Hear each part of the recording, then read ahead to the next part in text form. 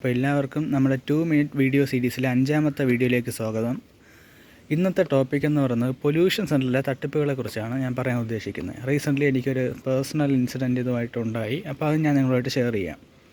ഇത് എൻ്റെ 2013 model ആക്റ്റീവയാണ്. Kilometre കാണാം, 28,000 കിലോമീറ്റർ പോയിട്ടുള്ളൂ. അപ്പോൾ ഇത് BS3 വണ്ടിയായിട്ട് പോലും എനിക്ക് പൊല്യൂഷൻ ഈസി ആയിട്ട് പാസ്സായി. അതിന് കാരണം ചിലപ്പോൾ ഞാൻ ഓയിലും ഫിൽറ്ററൊക്കെ കറക്റ്റായിട്ട് മാറുന്നതുകൊണ്ടായിരിക്കാം. എൻ്റെ റിലേറ്റീവിന് പുതിയ ഡിയോയാണ് ഉള്ളത്. പക്ഷേ അവർ പൊല്യൂഷൻ സെൻറ്ററിൽ പോയപ്പോൾ വെറും 5000 കിലോമീറ്റർ ഓടിയ വണ്ടിയായിട്ട് പോലും അവരുടെ വണ്ടി പൊല്യൂഷൻ ടെസ്റ്റ് പാസ്സായില്ല.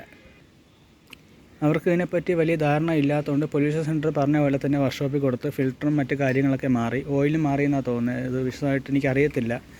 എന്തായാലും പൊല്യൂഷൻ കിട്ടാതിരിക്കാൻ പറ്റിയ അവസ്ഥയിലല്ലായിരുന്നു ആ സ്കൂട്ടർ. ഞാനും അത് ഓട്ടിച്ചതാണ്.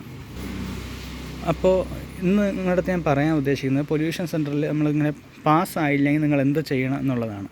ആദ്യത്തെ കാര്യം, നിങ്ങൾ ഇവിടെ പാസ്സായില്ല എന്നുണ്ടെങ്കിൽ വേറൊരു സ്ഥലത്ത് ഇത് കൊണ്ടുപോകുക എന്നുള്ളതാണ്, പൊല്യൂഷന് കൊണ്ടുപോകുക എന്നുള്ളതാണ്.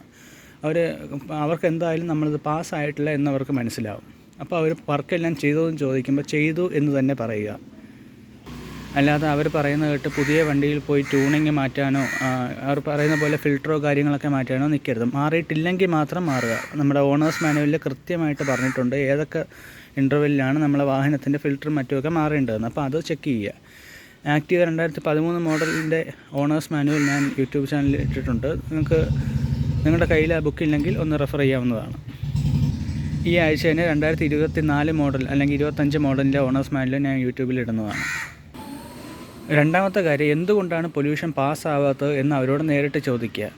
അത് എല്ലാവരും പറഞ്ഞു തരുമെന്നറിയില്ല. കാര്യം അവർക്ക് ഇതിനെപ്പറ്റി വലിയ അറിവുണ്ടാവില്ല. എൻ്റെ ഹോണ്ട യൂണിക്കോണിന് ഇങ്ങനെ പൊല്യൂഷൻ പാസ്സാവുന്നപ്പോൾ കാര്യം തിരക്കിയപ്പോൾ പറഞ്ഞത് സൈലൻസറിലെ ക്രാക്ക് കൊണ്ടാണ് വരാത്തതെന്ന്. ആ ക്രാക്ക് നേരെയാക്കി പോയപ്പോൾ പൊല്യൂഷൻ കിട്ടുകയും ചെയ്തു. അപ്പോൾ എന്താണ് റീസൺ എന്ന് അവരോട് നിങ്ങൾ എടുത്ത് ചോദിക്കുക. എല്ലാ പൊല്യൂഷൻ സെൻറ്ററും ഇങ്ങനെ കള്ളത്തരം കാണിക്കുന്നു എന്നല്ല പറയുന്നത്, മിക്കവരും കാണിക്കുന്നുണ്ട്.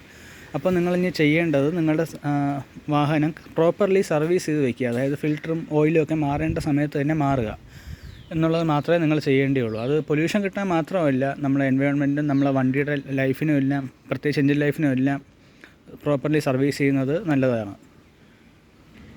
അപ്പോൾ ഇത്രയേ ഉള്ളൂ. ഇന്നത്തെ വീഡിയോ ശകലം ലെങ്തിയായി. അപ്പോൾ ഇതുമായിട്ട് ബന്ധപ്പെട്ടോ സ്കൂട്ടറുമായിട്ട് ബന്ധപ്പെട്ടോ മറ്റ് ഡൗട്ട്സ് ഉണ്ടെങ്കിൽ തീർച്ചയായിട്ടും കമൻറ്റിൽ രേഖപ്പെടുത്തുക. Thank you.